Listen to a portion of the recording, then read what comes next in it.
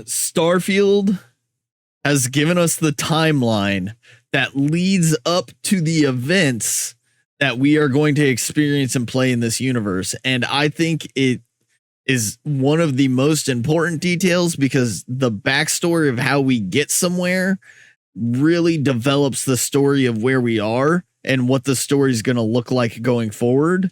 So let's get in to how the Starfield universe got to where we're going to be. Brought to you by Starfield Welcome to Signal. Starfield Signal, your place for everything Starfield. And let's get right to it. We have some actual new news, some actual updates to go over today. Let's dive right in. Go over to Bethesda.net/game/Starfield. Find the Starfield homepage. You'll come up here and scroll down to the bottom.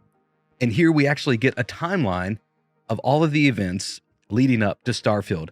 Now, this is huge, especially if you are a lore nerd like myself. I like to know kind of the story around the story, right? All of the context, especially in a new IP, right? Because they've been developing and been building this idea, this story, this world, this universe for so long, and now we get a glimpse into that. I haven't seen this yet, so I'm going to be experiencing it with you at the same time, and so I'm very excited for this. So the story As am I. so far. 2050, humans first arrive on Mars by 2100.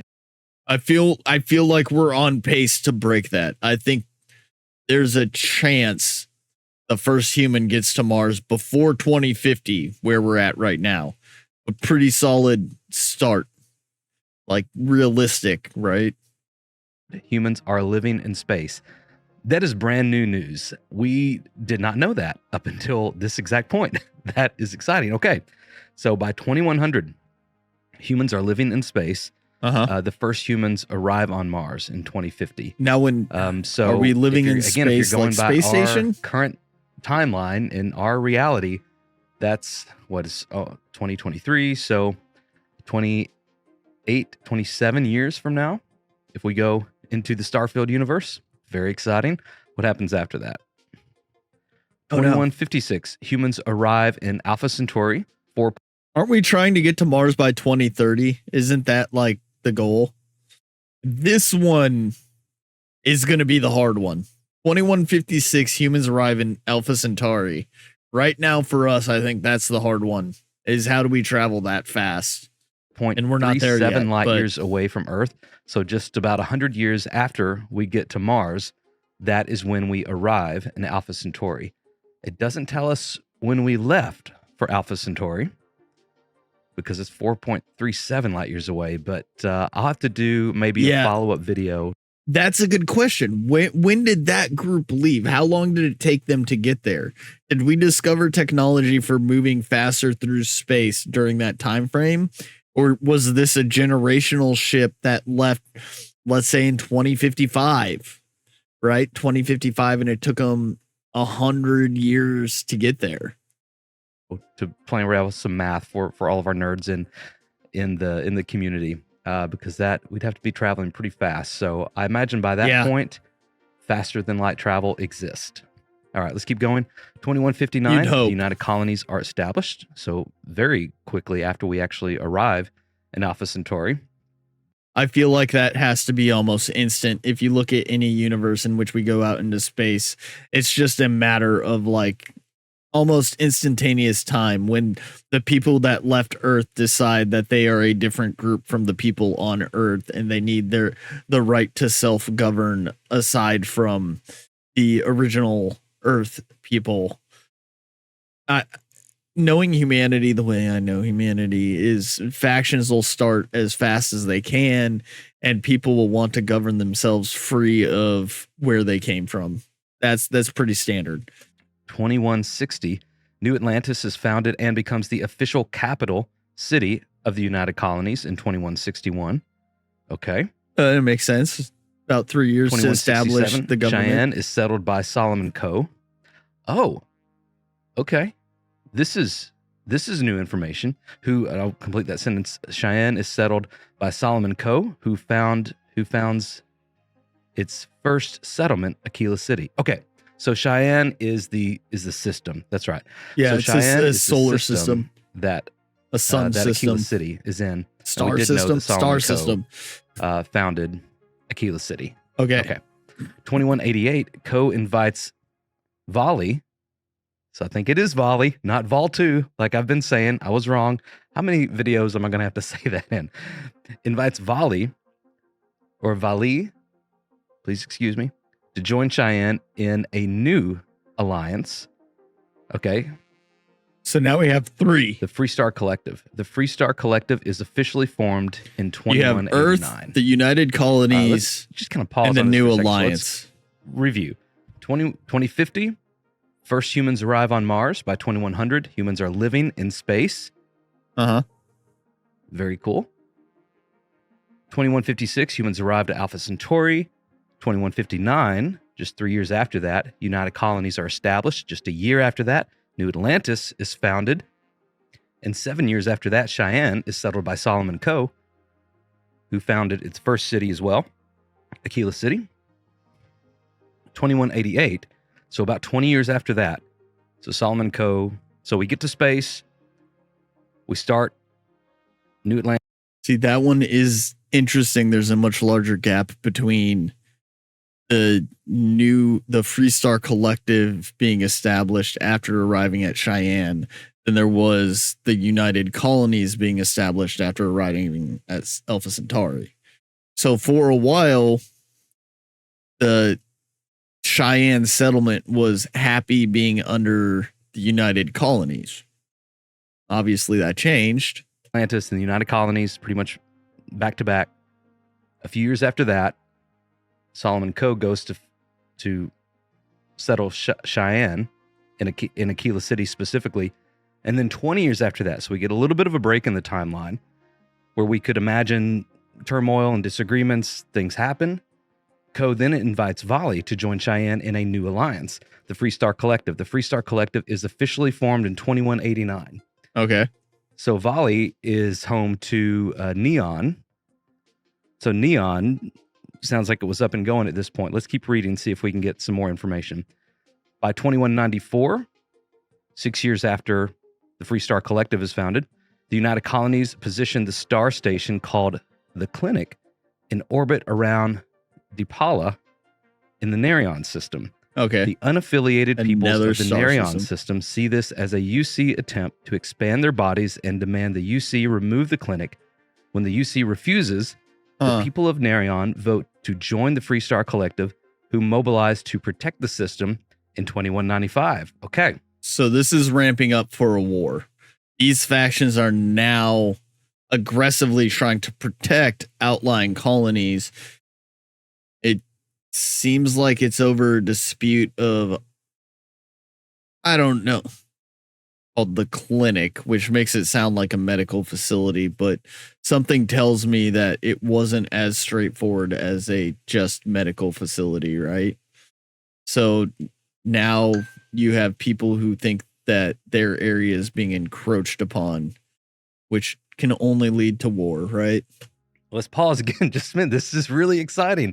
Remember how in some of our lore speculation videos, we talked about how it's quite possible that the UC represents this kind of imperialistic mindset that they wanted to keep expanding and keep expanding and keep getting bigger and bigger. And here it seems like we get that verified. So very cool. Very cool. I mean, you say that, but the Free Star Collective has been expanding to new territories as well, right? Because they asked Volley to join, and they presumably think that what is this, Nerion or Depla is theirs. So like they're both trying to expand in some way, right? I think it's unrealistic to say it's just the United Colonies that's trying to expand when obviously both of them want to expand in a certain way. Oh, let's keep reading. 2196. In response to that Free Star mobilization, the UC moves a fleet into the Nerion system, and Free Star responds in kind. The Nerion War begins. The Nerion War, this is the first time we're hearing about this. The Nerion War begins in 2196. I like that. Faster than light travel, colonizing star systems year after year, infinite expanse of space. Let's fight over a hospital in this one star system. Let's focus all of our efforts on this one colony when in reality we can just go the opposite direction. It's a very human mentality, right? I think that's exactly what would happen, because it's not about what I can get, it's about what I think I should have. This whole thing could have been avoided. They could have declared it a neutral zone, no one can enter it, and they could have both expanded in opposite directions, and never again should the two come across each other, right? After the UC refuses to remove their clinic, their star station called the Clinic in the Nerion system, Nerion then joins the Free Star Collective, and then the Free Star this constant escalation and show refusal. Of force that the Nerion War begins. Pins you into a path you can't turn away from. 20 years after the Nerion War begins. 2216, the Nerion War drags on as public sentiment sours. Finally, the Treaty of Nerion is signed by the UC and Free Star Collective in 2216. First time we're hearing about this. Ending the conflict, the term settled systems is formalized in the treaty. Settled systems. 2221, 5 years later, the Free Star Rangers are founded as an elite protective and investigative force dedicating to serving all citizens of the Free Star Collective. Okay. So after the Free Star Rangers are formed in 2275, just about 54 years after the Free Star Rangers are formed, Constellation is formed by Sebastian Banks. Original members include Chloe Bao, accompanied by physicist Aja Mamasa, the youngest member and Sebastian's protege, Darius Andres, botanist and specialist in xenoflora, Bernadette Laurent, wealthy heiress and adventurer, Everardo Gill, former smuggler, and Kadri Toma, biologist and physician. The hell of a group. Which is Constellation's headquarters. The Lodge is built in New Atlantis to serve the needs and people of Constellation for generations to come. So this is exciting. We see that 2275 Constellation is formed. We see all the founders here, and Sebastian Banks. I don't know if we've actually heard that name yet. Correct me if I'm wrong in the comments. But then moving on. Is Constellation another faction, or is this a settlement? The Lodge is built in New Atlantis, so it's another faction. Lots to break down there. I'm going to have to come back to this. Lots to break down. 2305, so just 30 years after the original formation of Constellation, Barrett joins the Constellation. And that's ominously brief compared to everything else here. So that's like a one-off. Barrett is... It's like a one-off statement. Oh yeah, then Barrett joined. We don't need to dive into that one. Just Barrett meets up with everyone else, and that's all I have to say about that. More important than we realize. Just an intriguing side note there. 2307.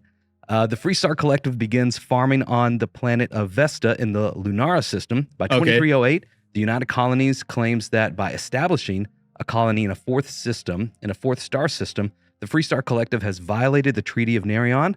Diplomatic talks break down, and the UC lays siege to Vesta, killing anyone who stayed behind or was brought in to defend it. The Absolutely ridiculous. Officially begins. We can't have any more. You gotta stop. No more expanding. Like, why? Why? Like, you go your way, we go our way. Artificial line in the middle of the galaxy. As long as you go that way and we go that way, everyone's happy, right? I don't understand why having this fourth colony is a problem, I guess. But here we are. It starts an entire war that leads to clearly the devastation of everything in its wake. This is heating up, guys. Wow. The colony war officially begins in 2307 because the Free Star Collective started farming on another planet. And the UC just didn't want to play ball with them, didn't want to talk, didn't want to. There'll be no farming, no renegotiate. increasing They of just food thought, supplies. okay, we're going to kill everybody here. Unacceptable. Very interesting. Very interesting. Okay, so like, yeah, all right. 2310. The 3 years UC later, is the aggressive one Constellation there. comes into possession of their first artifact. But and I feel tucks it like away. I feel like the Free Star Collective was the aggressive one early, and now the UC is the more aggressive. In the Constellation archives.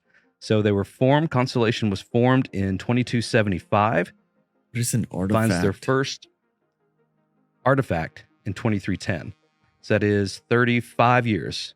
5 years Presumably after like Barrett alien joins tech, Constellation. or Maybe Barrett was the catalyst to Constellation moving in this direction to look for the artifacts. 2311, after several years of conflict, the colony war effectively comes to an end with the Battle of Cheyenne as a flotilla of civilian and military Free Star Collective ships takes down the major ships of the UC Navy using hit-and-run tactics. guerrilla warfare. Look, if you're outnumbered and the other side has a bigger military, guerrilla warfare is the only way to do it. I think that's pretty like straightforward, simple to understand. Very cool. A few years after that, 2315, the UC Vanguard is founded as a part of a UC response to the Free Star Collective's use of civilian ships during the Colony War. The Vanguard is the UC's own civilian navy. Okay, we didn't know that yet. Okay. Good clarification. Relying on civilians to use their own ships who pledge to protect the United Colonies and its interest. So this is the militia of the UC. Yeah, that makes sense. So the UC establishes a militia because their military got hit so hard and their navy got hit so hard. That makes a lot of sense. The ultimate reward for this service, citizenship in the United Colonies. Okay, so this calls back to a couple different things. One, in the Starfield Direct, we do see this moment where our player character is engaging with like a Vanguard recruiter. And they do mention something about this could get you your UC citizenship. So we didn't know that, but we didn't exactly have good context Join today. Do your part. Become a citizen. for it. And then secondly, we also see in the in one of the little animated shorts that Bethesda put out a couple of weeks ago that this I forget the name of the character, but he was like a shipping pilot. Mm-hmm. And he was using his own ship. And so that, again, kind of adds some context How to you a few things we've already seen. that's 2319, Sarah Morgan becomes the youngest head of the UC Navigator Corps, though it's a short-lived position as the division is shut down in 2320. wow. Cast adrift, but still eager to put her training to good use, Morgan joins Constellation. So all of that happened Another within just person. a few years of each Yeah, other. that sucks. 2311, Imagine getting a sweet promotion at your job, and then like a year later, they're like, "No, this entire division is gone. Thanks for your service. Have fun. We don't care. We don't need you or anyone that works for you anymore. We're just shutting it down." conflict comes to an end. The colony wars come to an end with the Battle of Cheyenne. 2315, UC Vanguard is founded as a response to the Free Star Collective's use of civilian tactics. Makes sense though. It's interesting they did that after the war ended, maybe to try to bolster a defense. And Well, I think my thought process there is the UC realized that spending a ton of money to have a very large and well-rounded navy or whatever didn't work out in the war that they had just lost. So why not spend less money and effort to have a more militia style defense system? As you move forward, it costs you less money, you have more assets, and you have more volunteers at your disposal, and it allows for that guerrilla style warfare to be more effectively carried out, which you saw work so well against you. It makes sense to me. intimidate the Free Star Collective into not breaking the treaty anymore? Maybe. But yeah, then in 2319, Sarah Morgan, and we haven't seen anything about the UC Navigator Corps yet. Maybe because it's But they're shut gone. down with everything we've seen. We It's haven't seen dead. anything from before the game timeline yet. So 2319, that's shut down, the Navigator Corps. And Sarah Morgan transitions into Constellation. Just a couple years after that, 2321, Walter Stroud, co-owner of Stroud Uckland, one of the Settled Systems' premier starship manufacturers. That was another thing we got right. I'm excited. We got a couple things right already in this timeline. This is exciting. He joins Constellation and becomes its primary financial backer. Okay, so by Constellation 2320 is getting a really good. Constellation has a really good mix of people kind of getting behind it, supporting it, and pushing it forward. It was founded by a well-rounded group of individuals, and then one guy who we don't really know gets a one line, making him seem way more important than maybe he is, or I don't know. And now they have a financial backer. They have someone from the Navigator Corps. They have this artifact, whatever that may be. Like, Constellation is actually a free floating, not hooked to any one group organization that's kind of doing very well. 2275. By 2321, Walter Stroud comes in and starts to become its primary financial backer. I'm curious if Constellation needed that financial backing. Maybe we were backed against a corner and he was our only option to kind of continue with our expeditions, or if we had other financial backers along the way and he's just kind of the newest one to come in. In 2322, former Crimson Fleet pirate Vladimir Saul joins Constellation. 23. I think that point is kind of doesn't matter either way, because if you needed the backing and you got it, the organization still moves forward. If it's just someone who came in and filled a gap. But obviously, if like your group's primary focus is going out and finding things, like that's probably not a cheap endeavor overall. But at the same time, you're probably finding a lot of like mining sites and mineral rich areas and stuff like that, because you're out exploring places that haven't been.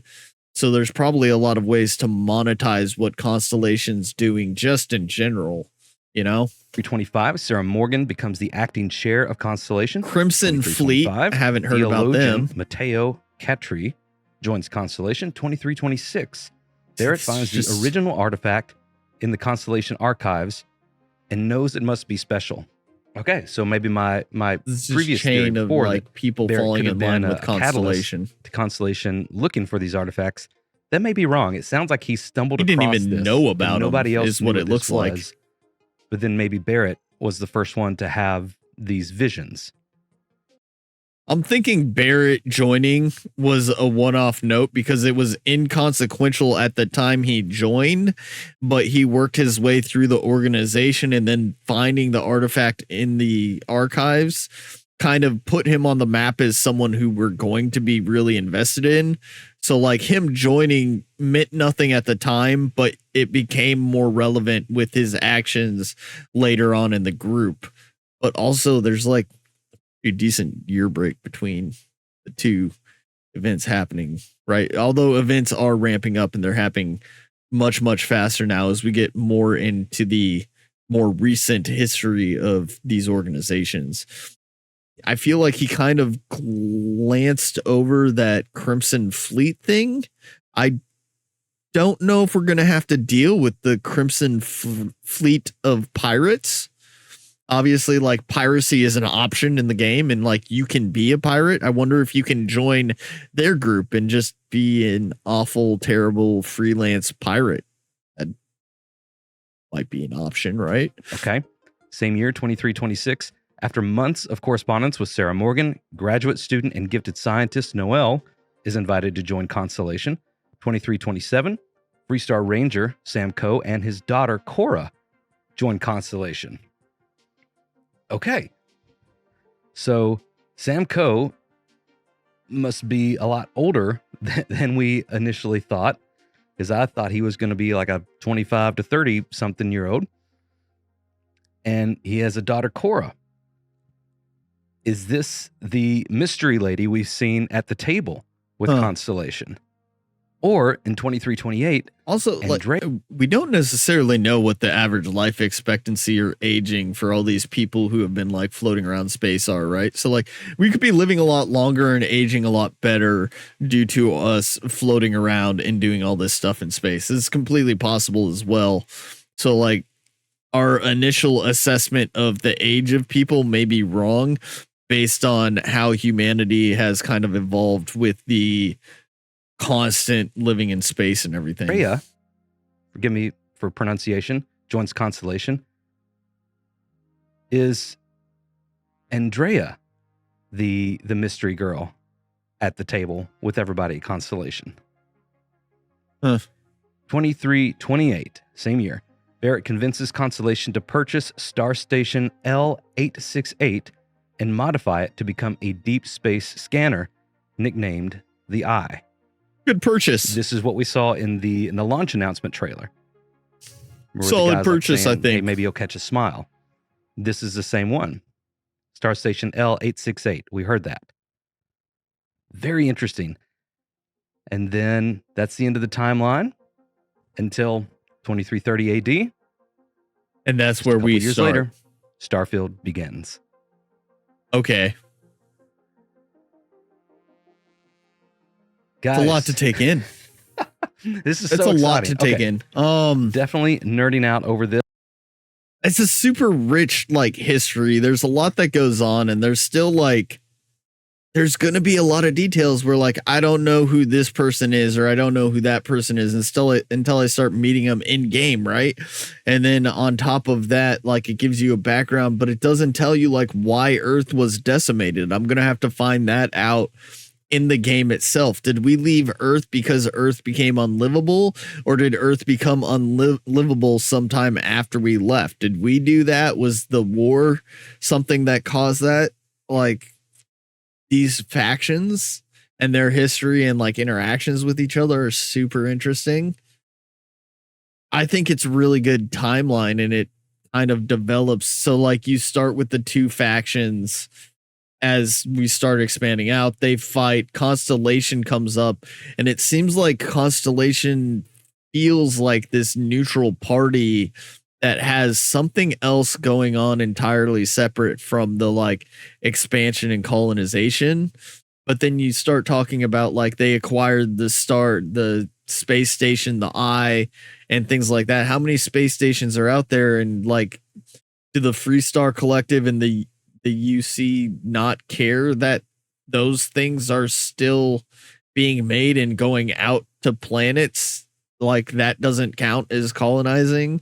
Like there's times where we're preventing ourselves from growing and we're fighting each other over growth despite the vast universe and the ability to grow as much as we want, which is super interesting.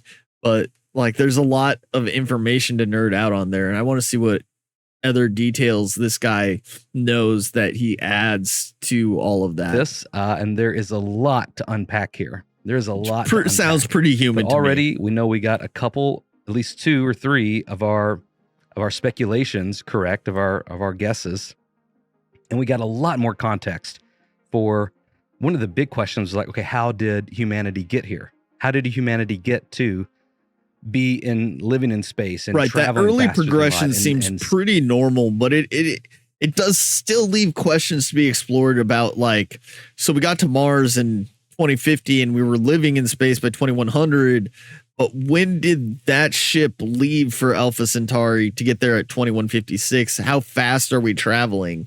I mean, granted, by the time we join hundreds of years after this, we're moving very quickly.